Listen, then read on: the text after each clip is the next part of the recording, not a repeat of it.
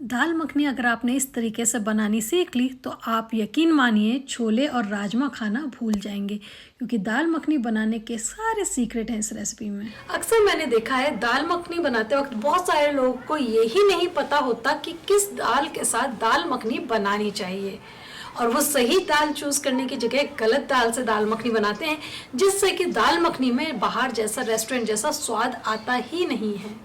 तो चलिए इस वीडियो में मैं आपको बताऊंगी कि दाल मखनी बनाने के लिए कौन सी सही दाल है, किस दाल के साथ हमें दाल मखनी बनानी चाहिए और किस तरीके से बनानी चाहिए कि जो दाल मखनी के दाने हैं यानी कि राजमा है या दाल है वो सॉफ्ट और एकदम ही क्रीमी बने, किस टाइम पे हमें मक्खन ऐड करना चाहिए। ये छोटी छोटी बातें आपको परफेक्ट रेस्टोरेंट जैसी दाल मखनी बनाने के लिए बिल्कुल ज़रूरी है। तो चलिए शुरू करते हैं दाल मखनी की restaurant style recipe step by step घर पे। आइए तो शुरू करते हैं। यहाँ पर हमें लेना है राजमा। अब राजमा भी दो तरीके का होता है, काला लाल रंग का राजमा होता है पहाड़ी, और दूसरा ये सफ़ेद राजमा होता है। तो दाल मखनी के लिए आप ज़्यादातर सफ़ेद राजमा का यूज़ कीजिए, क्योंकि ये जल्दी गल भी जाता है और इसका टेस्ट भी बहुत डिफरेंट होता है। दूसरा जो दाल मेन चीज़ है वो है ये दाल मखनी बनाने के लिए, और ये होती है उड़द, काली उड़द, साबुत उड़द। तो बहुत लोग इसकी जगह साबुत मूंग ले लेते हैं, छिलके वाली उड़द ले लेते हैं, लेकिन दाल मखनी के लिए सिर्फ़ और सिर्फ हमेशा साबुत उड़द का ही यूज़ करना चाहिए, उससे ही बहुत अच्छा टेस्ट आता है।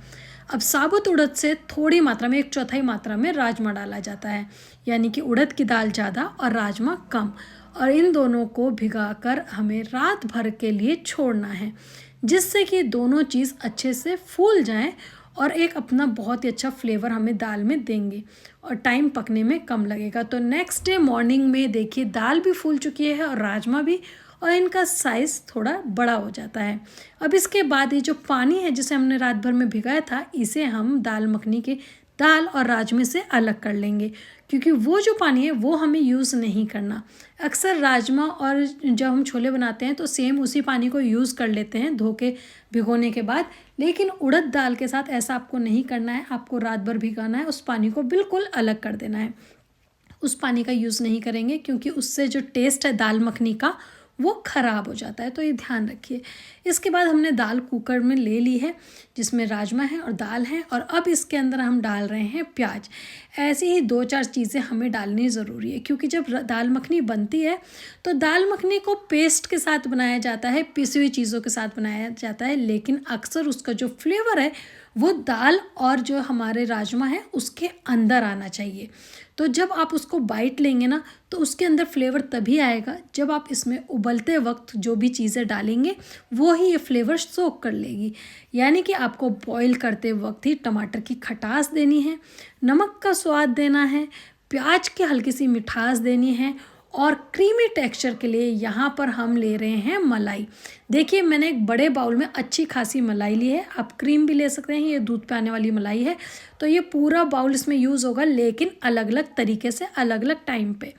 यहाँ पे पहले मैं 3 चम्मच मलाई इसके अंदर कुकर में डाल रही हूँ, जिससे कि कुकर में जब हम ये चीज़ें उबालेंगे तो उसके अंदर वो जो टेक्सचर आना चाहिए क्रीमी मक्खन वाला, वो तभी आएगा जब आप इसमें अच्छी खासी मलाई ऐड कर देंगे। तो अब इन सभी चीज़ों को हम अच्छे से मिक्स करेंगे। सिर्फ नमक, प्याज, हरी मिर्च, टमाटर और हमने मलाई ऐड करी है, यानी कि क्रीम ऐड करिए। अब इसको अच्छे से मिलाइए और बस इसको ढक्कन लगा लीजिए, और अब इसे उबलने के लिए रखेंगे। ये उड़द दाल है, तो उड़द दाल थोड़ा सा समय लेती है पकने में, कम से कम आपको 3 से 4 सीटी लगानी है।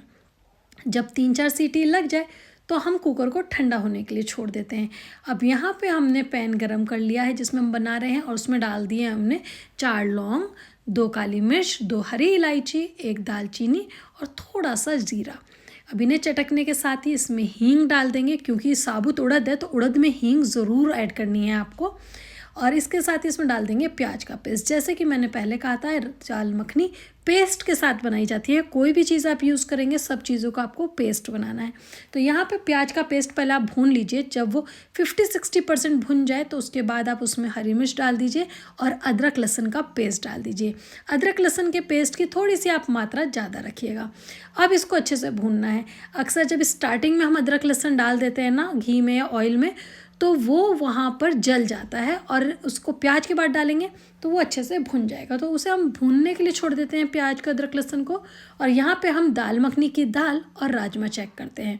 कुकर ठंडा हो गया और देखिए अच्छे से ये बिल्कुल उबल चुका है, ना ही पानी ज़्यादा है इसमें और ना ही जो है दाल के या राजमे का हलवा बना है, यानी कि ज़्यादा पका भी नहीं है।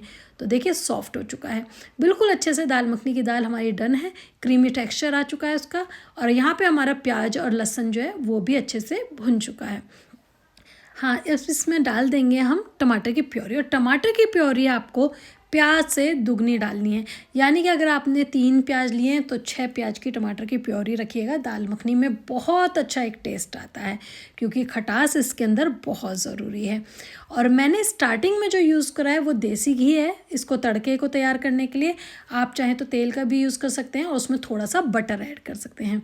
अब टमाटर डालने के बाद टमाटर का पानी अच्छे से सूख जाना चाहिए कुछ इस तरीके से। उसके बाद ही हम इसमें मसाले ऐड करेंगे। सबसे पहले हमें लेनी है कश्मीरी लाल मिर्च। तो यहाँ पे 1 बड़ी चम्मच कश्मीरी लाल मिर्च ले रही हूँ, मेरे पास चम्मच छोटी है तो मैंने 2 बार ऐड कर दी है। और साथ में 1/4 चम्मच हल्दी पाउडर, कलर को बैलेंस बनाने के लिए। साथ में इसमें डालेंगे कोई भी एक गरम मसाला। देखिए अगर आप पे दाल मखनी का मसाला है तो बहुत अच्छा है, अगर नहीं है तो आप क्या करिएगा, क्योंकि मेरे पास इस टाइम नहीं था तो मैंने 1 चम्मच खड़ा गरम मसाला डाल दिया है पिसा हुआ। और उसके बाद 1 चम्मच मैं इसमें डाल दूँगी यहाँ पर राजमा मसाला। तो यहाँ पे दोनों मसालों का मिक्सचर जो है ना वो हमारा तैयार कर देगा दाल मखनी का मसाला। तो इसमें नमक डाल दिया है और धनिया पाउडर ऐड कर दिया है। तो ध्यान रखिएगा दाल मखनी का मसाला हम कैसे बनाएंगे। 1 चम्मच आपको गरम मसाला डालना है, अगर ज़्यादा स्ट्रॉन्ग मसाला है तो आधी चम्मच ले लीजिए गरम मसाले की, और लगभग उतना ही बराबर मात्रा में राजमा मसाला डालिएगा। दोनों को अच्छे से मिक्स कर दीजिए।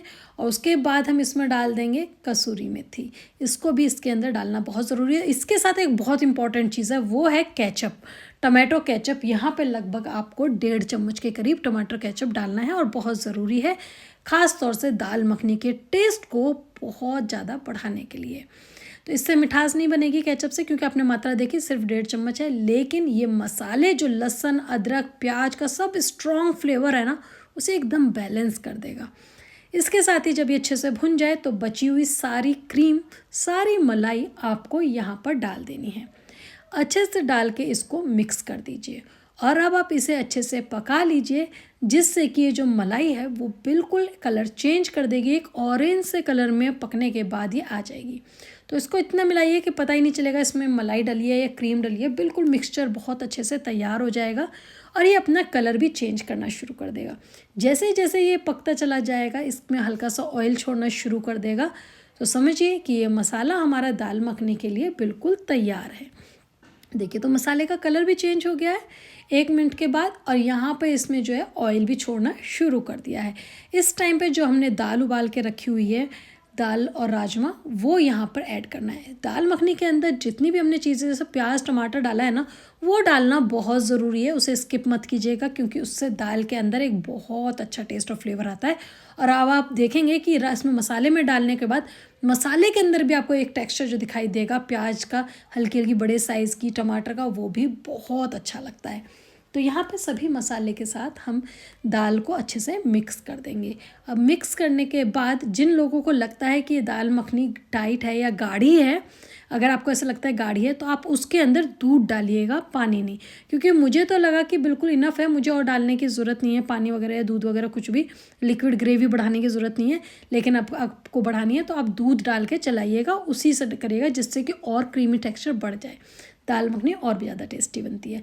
बस लास्ट में आप अच्छे से इसमें हरा धनिया डालें, देसी घी या मक्खन जो आपको पसंद हो वो ऐड कीजिए, और फिर वापस से एक बार मिक्स कर दीजिए। और देखिए ये मज़ेदार सी हमारी दाल मखनी बहुत ही अच्छी खुशबू और टेस्ट के साथ बिल्कुल तैयार है।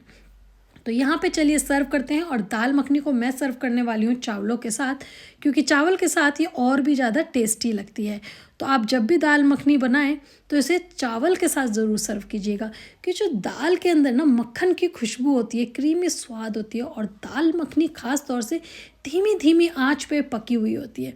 ये सिर्फ एक डिश नहीं है, बल्कि बहुत ज़्यादा टेस्टी, दिल को छूने वाली रेसिपी है। और ये सेहत के लिए भी बहुत अच्छी होती है, क्योंकि दाल मखनी में उड़द की दाल का यूज़ होता है और इसमें प्रोटीन भरपूर होता है। पेट के लिए बहुत फ़ायदेमंद होती है, हड्डियों को भी बहुत मजबूत करती है क्योंकि इसके अंदर आयरन, कैल्शियम होता है, मैग्नीशियम होता है, बहुत अच्छा मात्रा में होता है इसके अंदर, तो वो हड्डियों के लिए बहुत फ़ायदेमंद है। और लंबे टाइम तक ये पेट को भरा हुआ रखती है क्योंकि हैवी होती है, दाल उड़द की होती है और इसके अंदर राजमा होता है।